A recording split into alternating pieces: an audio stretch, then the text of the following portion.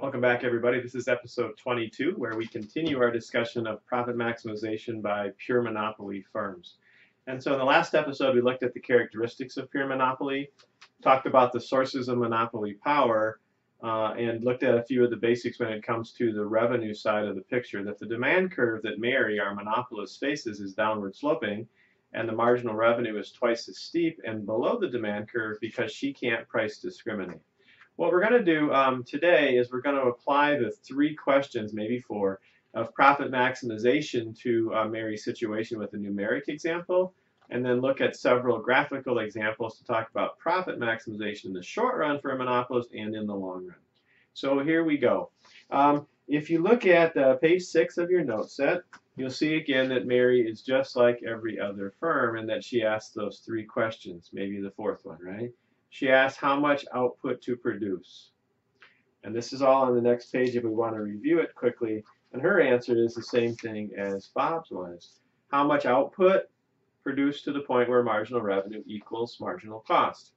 Or the last unit where MR, marginal revenue, is just greater than marginal cost. When you do that, you've taken all the money there is to take off the table and you haven't put any back on. The second question that she asked, just like Bob asked, was what price should I charge? And the answer is the highest price you can, right? And the demand curve tells us the highest price that Mary can charge. So when she picks her output level from the first question, you read up to the demand curve to see the highest price that she can charge to sell that particular quantity of output. And then the third question that comes from that is, well, all right, based on the output and price level and my costs, what are my profits? And profits are always calculated as either total revenue minus total costs, or as per unit profit times the number of units, where per unit profit is price minus average total cost. And then all of that times Q to get the total profits. If that number is negative, if she's losing money, then the story she has to ask question number 4, which is, would I be better off shutting down, producing 0, or continuing to operate? And so we're going to look at that with a numeric example here starting on the next page. Everything you see on there is a repeat at the top there in terms of the profit maximizing rule, but I want to look at this numeric example. In looking at this table of data, this question is actually not on your sheet. You might want to jot it on the side here. But how do you know that this particular situation is not Bob? This is not a perfectly competitive firm here. How do you know that?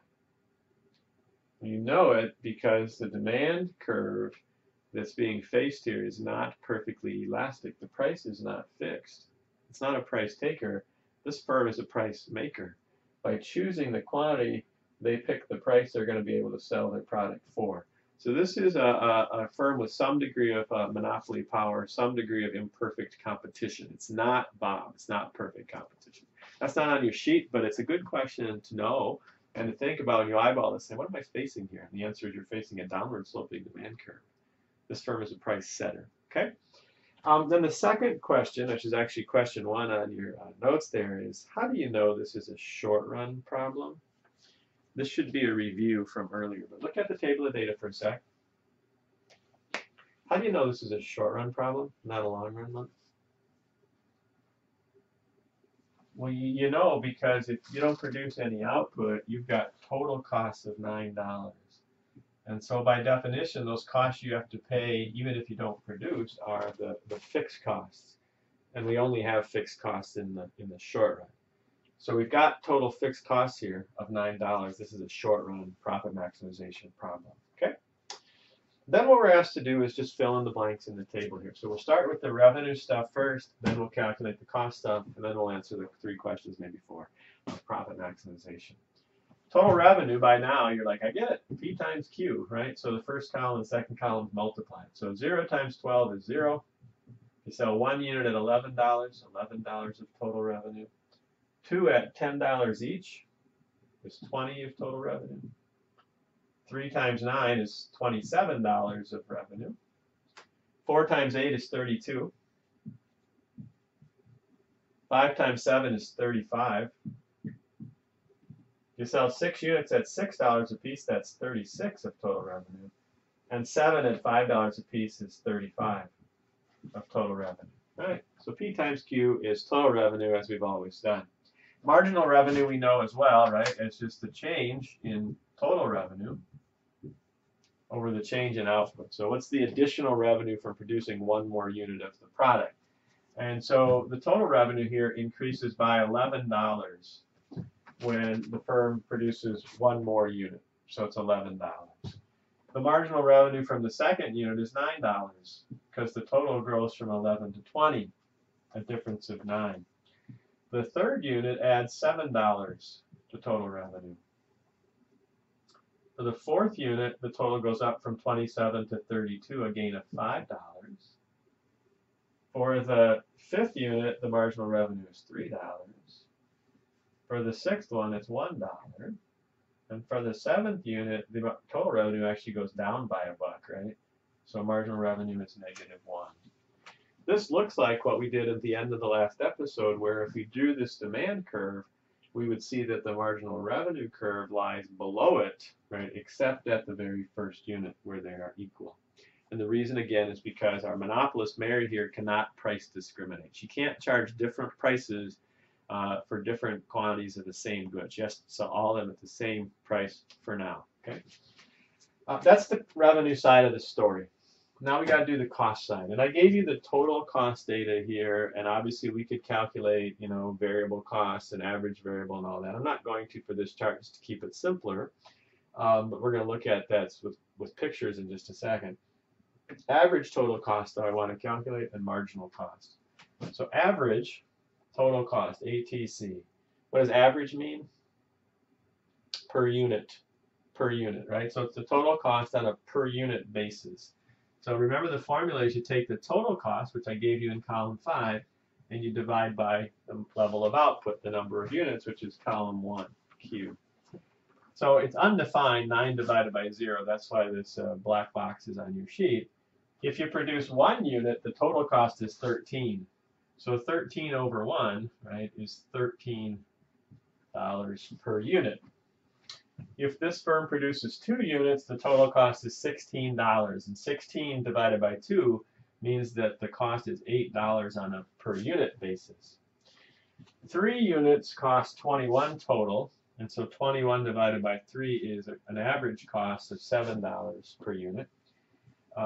4 units at 28, right?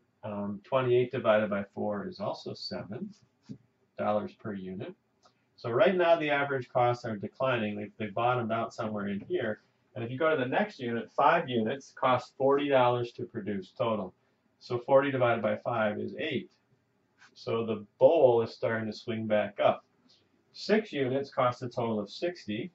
That's $10 average per unit. And the story is $7 cost 84, which is $12 per unit. So it has the typical U shape that we would expect of an average total cost curve. Okay? And then the last thing to calculate in the table before we do the analysis of answering those 3 or 4 questions is marginal cost. Marginal means additional. And so it's the change in our total cost when we produce 1 more unit. Change in total cost over the change in Q. So total cost is here in column 5. And we're just going to change output each time by 1. So we don't really have to worry about our denominator here. And you'll see that, the cost of producing the first unit adds $4 because 0 costs you 9 and the first one costs you 13. That's an additional cost of $4, a marginal cost of $4 for the first unit. To produce the second unit, total costs rise by $3. The third unit has the cost go up by 5. So if you remember the Nike swoosh or the spoon, the idea is that it goes down at first until we reach diminishing returns and then starts to rise, and it's already started to rise here. If we go to the fourth unit, the marginal cost, the additional cost is an additional $7 from 21 up to 28. And when we have a situation of the next unit, the fifth unit, the total goes up by $12 from 28 to 40. And the sixth unit, total cost rise by $20 And the marginal cost of the 7th unit here is $24. So indeed, this has that Nike swoosh spoon shape that we've been talking about all along. Okay, so that's just filling in the table. Those should be calculations that you're really comfortable with by now. And then what we need to do is say, all right, if I was the firm or you were the firm facing this data, this revenue and cost data, how much output would you produce? What price would you charge? What would your profits be? And if they're negative, would you continue to produce or would you shut down and lose your fixed costs? So let's ask those 3 questions. In fact, question 3 at the bottom asks you each of those one at a time. So how much output would you produce to maximize your profits here? What's the answer to question number 1? Take the money off the table till there's no more money to take off the table. So you would produce to the point where marginal revenue equals marginal cost, or the last unit where marginal revenue is just greater than marginal cost. So where is that in this particular example? Well, here's the story, right? Let's just look at the second unit, just for argument. That's not the answer. For the second unit, the extra revenue you would get would be $9 if you produced it, and the extra cost to produce it would only be $3, right? And so that's a good deal. No problem there. I like that. I'm going to take that extra $6, the difference of profit, and add it to my profits. So then I want to say, well, should I produce the third unit, one more? And if you look at that, you say, well, the extra revenue from third unit is $7, and the extra cost to produce that unit is $5. So that's money I want to take off the table too, right? Absolutely, positively. $2 more of extra profit, I'm all over that. Do you want to produce the fourth unit? Because you got to ask that question. You look at that and you say, well, extra revenue is 5, but the extra cost is 7. And the adage is don't ever put money back on the table. So where you want to stop in terms of Q star is right here. Q star is 3 units because that's the last unit where marginal revenue is just greater than the marginal cost. So that's the first question answer. And then the second question is, what price should the monopolist charge to sell those units? And the answer is most you can, right? And if you look at it here, you see that the price is given for 3 units as $9 a piece. It's not fixed, right? The price is not constant because demand is downward sloping. So what you want to do is at $3 read up to your demand curve. I'll show that graphically in just a second, and you'll find the maximum price you can charge to sell that particular amount of the good. And then question number 3 is, what are your profits, right? What are the profits? And remember that there are different ways to calculate profits. We could do total revenue minus total cost, right?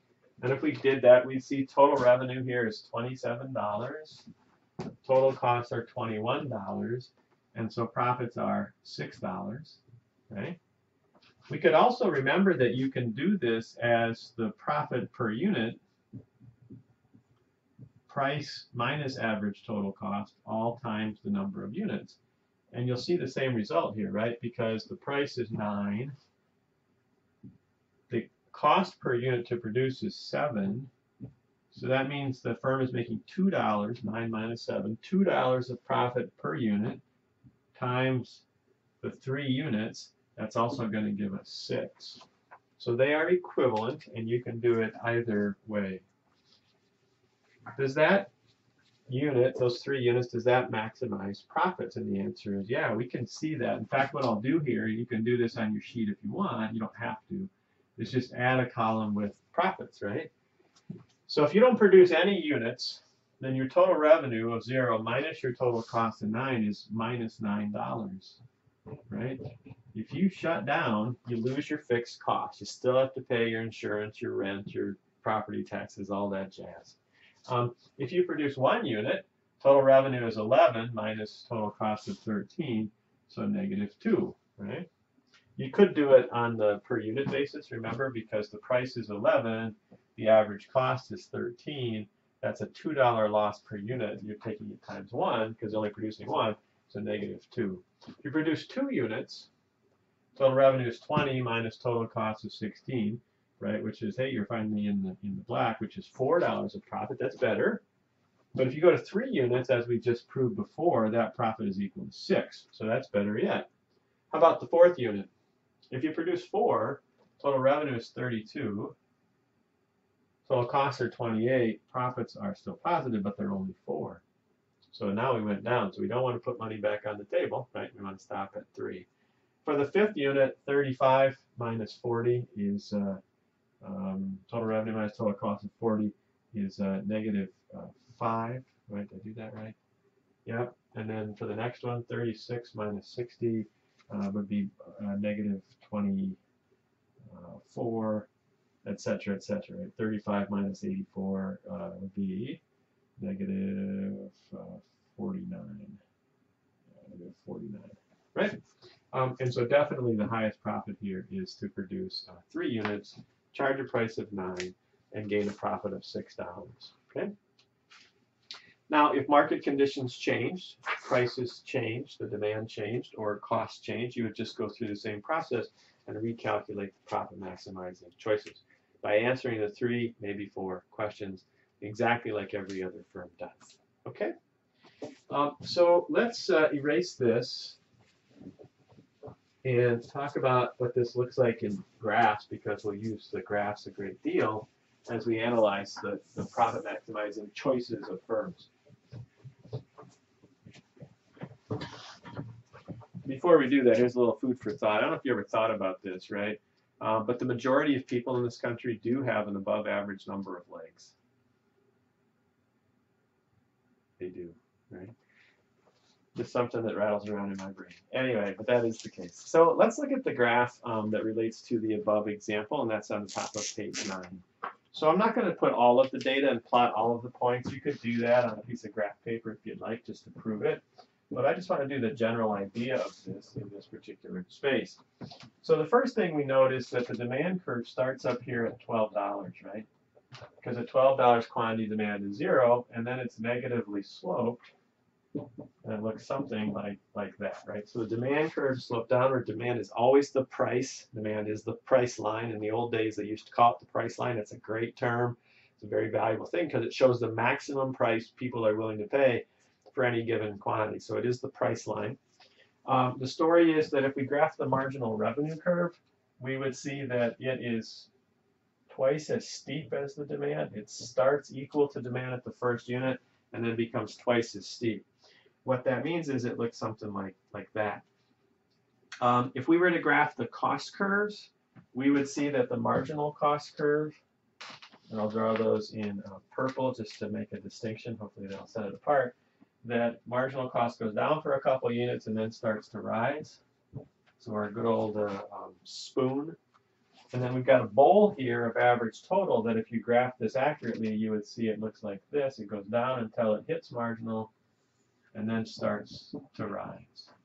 Now we also would have an AVC curve, average variable cost, that would be different from that in the short run, but we don't have that in the table, so I'm not going to worry about it right here. What do you note here, right? Well, what are you going to do to maximize profits? And you're going to ask 3, maybe 4, in this case only 3 questions. So you're going to look where MR equals MC. Here's MR, and here's MC, and they intersect, right? And they didn't quite intersect because remember that they weren't actually equal at 3 units. The MR was just greater than MC. But we'll sort of abstract from that and say, hey, here's Q star, and Q star is equal to 3 units. So you'd find the units by looking at MR equals MC, or the last unit, where MR was just greater than. And then the second question you answer is, what price do you charge? Well, where's the price? Demand curve tells us the price. And so here's how it works. This is what students oftentimes will goof on here. So beware, red flag, red flag, red flag. At 3 units, at Q star, you want to read up vertically to the demand curve, because that tells you the price you can charge at its highest. In this case, that's $9, right? So that's P star. Here's what students oftentimes do incorrectly. This is the most common mistake on this model, is they'll look where MR equals MC and get 3, and then they'll take the price and put it here. That's wrong, because you can sell it for 9, right? You're not going to sell it at that low price. So please avoid that mistake. I've seen it many times, and I don't want you to fall for that particular choice, so don't do that. You want to read up to the demand curve to get the highest price you can. And then to get profits, right, with these graphs, the easiest is to remember it's per unit profit times the number of units. So I've got the price already of 9, all right, $9. We know the quantity is 3. We need average total cost of 3 units. So at 3 units, here's again what you do. At 3 units, read up to the ATC curve, right? And on the chart, that would have been from the table on the previous page, $7, right? That's the average total cost of producing 3 units. So 9 minus 7 is $2 per unit of profit, times 3 units is $6 of profit. What is that on the graph? Well, 9 minus 7 is $2 of profit per unit, times 3 units, length times width of this rectangle. The area here is equal to the profits, which are indeed positive, above normal, $6. Life is good, rock on, right? So that's how the graph is going to look like with a specific numeric example. And you just go through the 3, 4 questions like we've done all along. What I want to do then is take those ideas and these graphs and play with them just a little more so that you're really comfortable with them in looking at different scenarios in the short run. And then at the end of this episode, we'll look briefly at what's going to happen in the long run. So there's a question in the middle of page 9 that asks you, will a monopolist be able to make an economic profit in the short run? Or put it this way, are positive economic profits guaranteed for a monopolist in the short run? And the answer is they're not guaranteed, right? A monopolist is not necessarily going to earn positive economic profits. They could. It's perhaps even likely that they will, but it's not necessarily guaranteed that they will. In fact, there are 4 cases, right, that the firm is making, the monopolist, Mary, is making positive economic profits, or 0 economic profits, or she's losing money, but she still operates because she's covering her variable costs and minimizing her losses. Or in the 4th case, she could even shut down, right? Monopolists do shut down sometimes in the short run because they can't make a go of it. They can't even cover their variable costs, okay? Demand's not high enough relative to their variable costs to make it even worthwhile staying in business. So I want to look at all 4 of those quickly with our basic graphs, and then we'll talk about the long-run scenarios. So case number 1 looks like this. Demand is downward sloping and equal to the price. Because Mary can't price discriminate, marginal revenue is twice as steep, right? Marginal revenue looks like that. She has cost structure that looks something like this. So here's marginal cost. That's the spoon. And the bowls look like what they did kind of in that last example, that ATC is a U shape, and it hits its minimum in here, right, between the demand and the marginal revenue curve. So it crosses marginal cost right here. And then average variable of cost, of course, is less than average total. And so the AVC curve looks like that, okay? If we've got a situation that looks like this, you know, we're just going to ask 3, maybe 4, in this case 3 questions. First one is output. And output is going to happen to maximize profits where marginal revenue and marginal cost are equal. That's right here. And so you read down, and that gives you the output, the quantity, Q star. And then the second question is, what price do you charge? And the answer is the highest price you can. And that's on the demand curve, the price line. So at Q star, remember, do not forget, read up to the demand curve to get the highest price you can sell it for. And then you got to calculate profits. And to compare profits, you compare price to average total cost for that level of output. So the average total cost of Q star units, read up to the ATC curve, is here. And we just showed in the last example that profits, therefore, are positive, greater than 0, and equal to the area of that rectangle. So in this case, Mary is making a killing. she is doing better here with her resources than she could any place else. Her profits are above normal, right? And they are excessive, they are greater than 0. Okay, so that's the best case for her, and that's one possibility. But it's also possible that we might have a situation that looks like case 2 on the top of the next page. So case 2 looks something like this. Price and quantity. There's a demand curve that's downward sloping and equal to the price. And marginal revenue, because she can't price discriminate, is twice as steep as demand. But suppose that her cost looks something like this. She has marginal cost that's looking like always, right? The spoon. And the story is that the bowls are tricky here, so just be careful before you draw this. Her average total cost curve looks like it always does, but here's the key in this example. It goes down and it just touches the demand curve about here, right? And then it reaches its minimum when it equals marginal, and it starts to go up, okay? So it's the typical ATC curve, but the key is that average total and the demand curve are tangent right over here. And I'll explain why that matters in just a second. And then the average variable cost, of course, is down below ATC, okay, like you would always expect. So what does Mary do to think about profit maximization? She asked 3 or 4 questions. First question is how much output? And the answer, are you getting tired of that yet? Yeah, that's a good thing if you're bored with this, if you really get it and can think through this. But the story is you want to produce to the point where marginal revenue equals marginal cost because there's no more money on the table. So that happens right here. And so you read down and you get Q star. That's your first question. Second question you ask is, what price to charge? And so price is on the demand curve. That's the maximum willingness to pay. So you read up to the demand curve at Q star. Okay, don't just go over here at marginal cost. Go all the way up to the demand curve, and you'll get the price. Now the key here with this one is that for profits, you have to calculate and compare price and average total cost. But for Q star, the average total cost is the same thing as the price, right? So economic profits in this case are 0. The price of, let's say, $20 equals the average total cost, which includes economic implicit opportunity cost, is equal to $20. Story is your economic profit is 0, which is great. Remember, that's the story of you're covering all of your costs, explicit and implicit. Couldn't be doing any better anywhere else.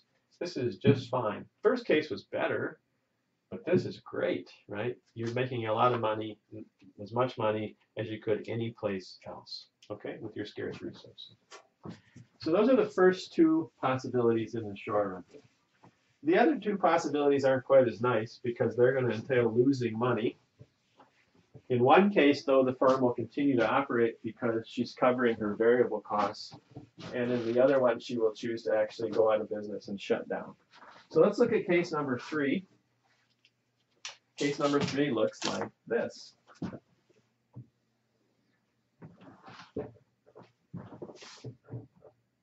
Got a demand curve that's downward sloping and equal to the price. Marginal revenue, of course, is twice as steep for all the reasons we've talked about. And let's suppose that the cost curves look as follows. She has a marginal cost curve, Mary does, that looks like that. And her average total costs, though, are really high. So average total costs lie everywhere above the demand curve, right? You ought to be able to look at that and say, bang, right? Her average costs are higher than her demand, so she's definitely going to be losing money. But here's the key. Her average variable costs are below the demand curve, right? In that particular way. And so she's going to ask 3, in this case 4, questions. She's going to start just like everybody else, produce where MR equals MC if you're going to. That's right here where they intersect. So you get Q star. And then she's going to ask, well, all right, what price should I charge? And the answer is on the demand curve, look up. So read all the way up to the demand curve, and you'll get P star. And then you got to ask the third question, which is, what are my profits? And that means you got to compare price to average total cost. Well, for Q star, Everybody look here. For Q star, you want to read up to ATC, right? That's the average cost, the per unit cost of producing that level of output. So ATC star is up here. What's going on? Well, if her price is 20, but her average cost is 22, she's losing $2 per unit times the number of units. Her economic loss will equal this, right? Profits less than 0, her economic loss. So what do you do when you're losing money? You ask question number 4, which is, would I be better off shutting down, or would I be better off staying in business and losing that amount of money? So you got to compare it to your fixed costs, because your fixed costs are what you lose if you shut down. And here's the story, right? If she were to shut down, what would she lose? Well, what she would lose is the following. Here's her average total cost. Let's put some numbers here again. Price is 20.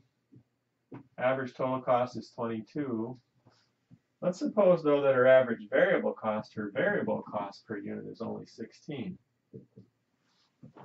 What are her total fixed costs? Well, $22 of total cost per unit, 16 of which are variable. That means the difference, the $6 here, are her average fixed costs. So if she shut down, she would lose $6 per unit times the number of units. She would lose that big area if she shut down.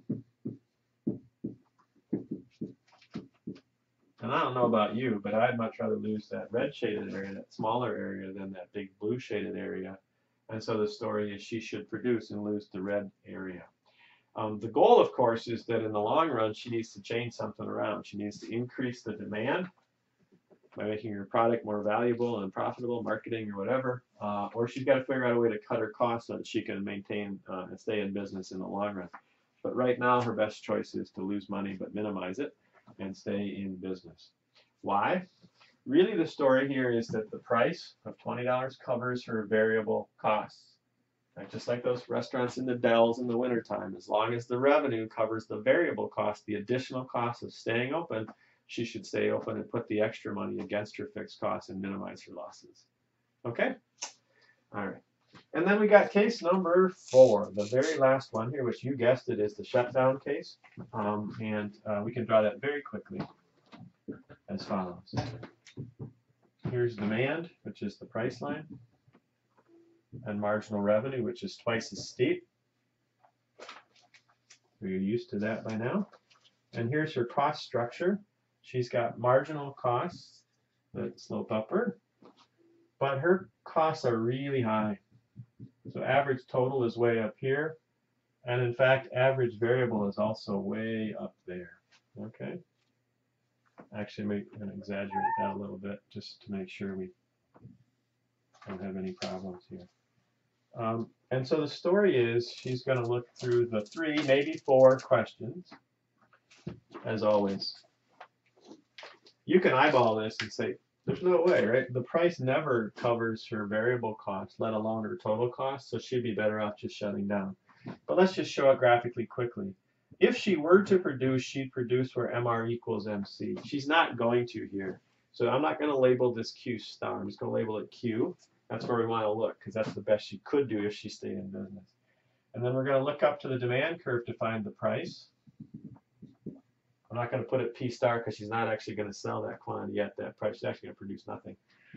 And then we're going to look up to the ATC curve, which I missed, up here, right? And see that if she produced that quantity, her average total cost would be way up here in terms of thinking about profits and losses.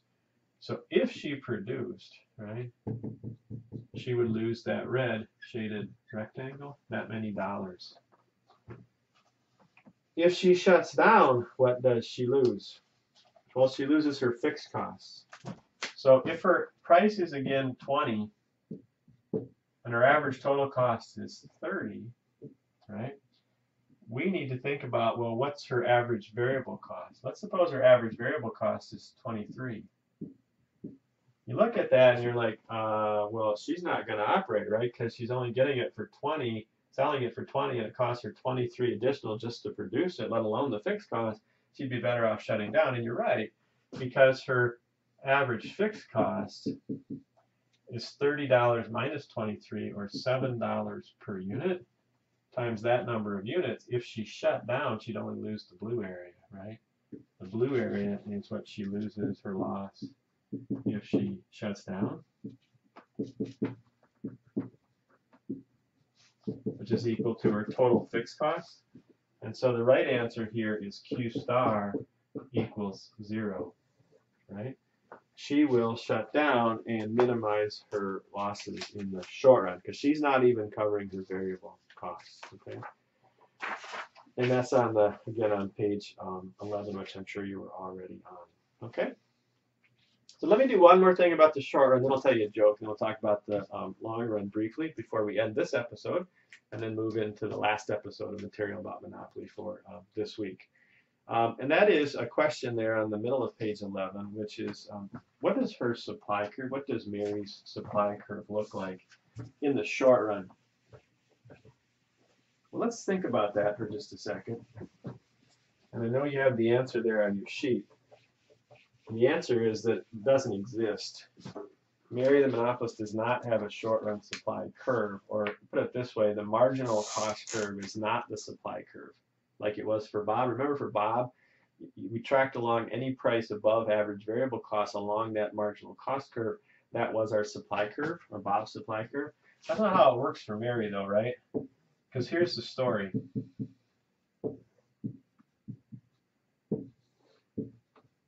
I'm only going to bring in the demand, marginal revenue, and marginal cost curves.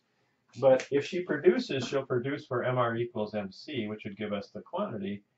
But the price she's going to charge is on the demand curve, right? So this is her point of supply.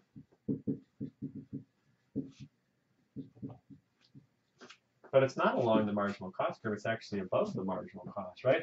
The marginal cost to produce that level is down here at Q star, or Q, excuse me, read up to the marginal cost. And here's the marginal cost. So they're not equal. So the supply point is not on the marginal cost curve. There really is no supply curve per se for Mary the monopolist. It depends upon demand relative to cost at that particular point in time. And that's what it looks like. In fact, there's something else going on here, right? You'll notice that if you remember, maybe you don't, but from the end of last week, we said for Bob, the key in terms of efficiency was that the value we placed on something as a society equaled our cost to produce it, and we had efficiency. But we don't have that here, right? Price is greater than marginal cost. And so we don't have enough of this from a societal perspective, which means there is some inefficiency going on, and we're going to talk about that in detail in the next episode. In the meantime, I've got a joke to tell you, and then a long-run topic, just briefly to chat about Mary's profits, and then we'll call it an episode. So there was this young man who was very lonely, and it's not the glass eye joke from a while ago. He was really lonely, and he was sitting around in his apartment and didn't have any companionship. He was shy and introverted and all that, and he had a hard time meeting people and what have you. And so he decided one night, you know, after a long time just being in the apartment alone, that he needed to get some companionship, and he thought about a pet, right? So he went to, I don't know what you were thinking, but he went to the pet store looking for a pet. And when he got to the store, the pet store owner said, well, I've got some really nice dogs. And the man's like, well, I don't really like dogs, right? And the pet store owner said, that's no problem. I got some great cats right now. And the man said, I'm allergic to cats. And so they showed him fish and snakes and lizards and geckos and whatever, right? And the man was just not finding anything that he was interested in. He was getting sort of bummed out. He didn't think they would really be very good companions. And finally, he said to the pet store owner, he said, do you have anything that talks, like maybe a parrot or something? And the man said, I don't usually deal in parrots, but there was this gentleman came in last night. I didn't know much about him. He looked a little shady, but the story was he sold me this parrot in trade, right, for this other animal, and I got a really good deal on it. And I tell you what, I don't know much about the bird. I don't know much about its habits or anything, but I will give you a great price on this particular parrot. And the young man said, how much? And the guy told him, and the man said, that's great, right? So they struck a deal, and he paid for the bird, and he took the bird home to him to his apartment. And when he got in the apartment, right, he took the parrot and he put the parrot in a cage right in the center of his living room. And when he put the parrot in the cage, as soon as he shut the door on the cage, the bird started to swear like you have never, ever heard in your life. this was one nasty mouthed bird, and the guy was clearly taken aback. He's like, I don't really appreciate this, right? And he thought about taking the bird back, asking for a refund. But he said, I got such a good price, maybe I can just make it my project, something to do to try to reform the ways of this bird, get it to talk more appropriately.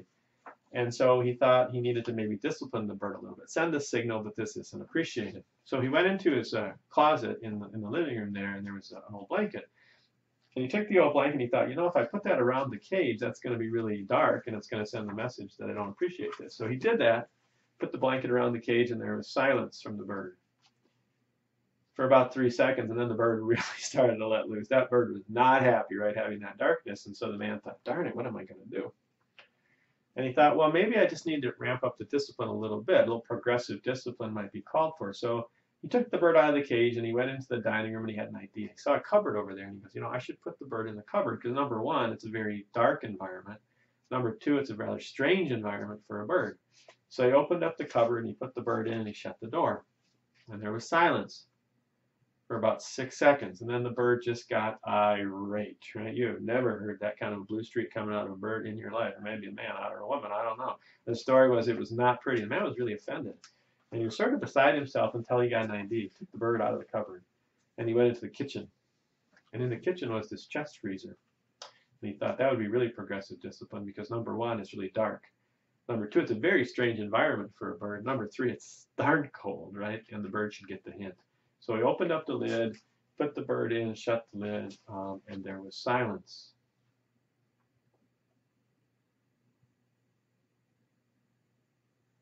And more silence.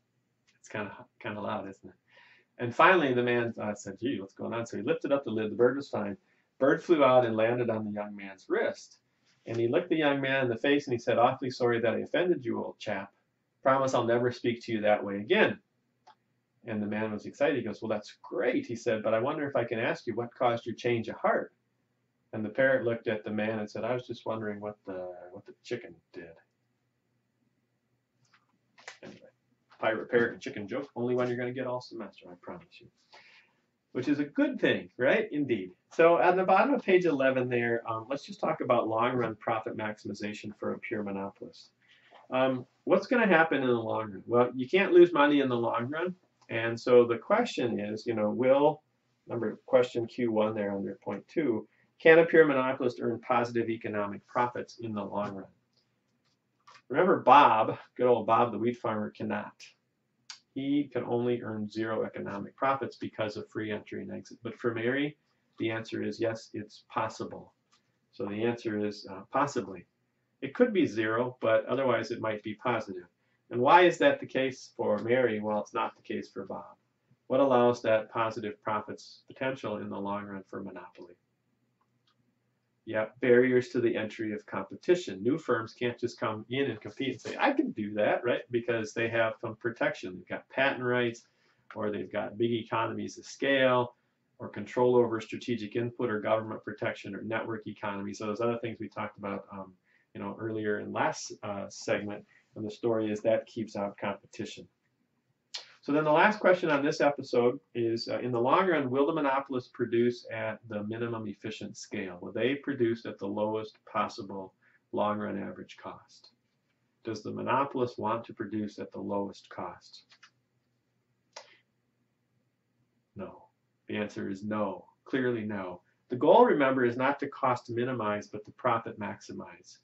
For Bob, those were synonymous with each other. But for Mary, they're not. By lowering her cost, that's fine, but she has to weigh it against the revenues that she can gain. And the story is that because she's a price setter, by restricting output, producing less, and therefore charging a higher price on the demand curve, she's going to be able to make up for revenues more than she's going to lose in terms of the higher cost of production. So she will actually not produce at minimum efficient scale. She won't produce at the lowest cost.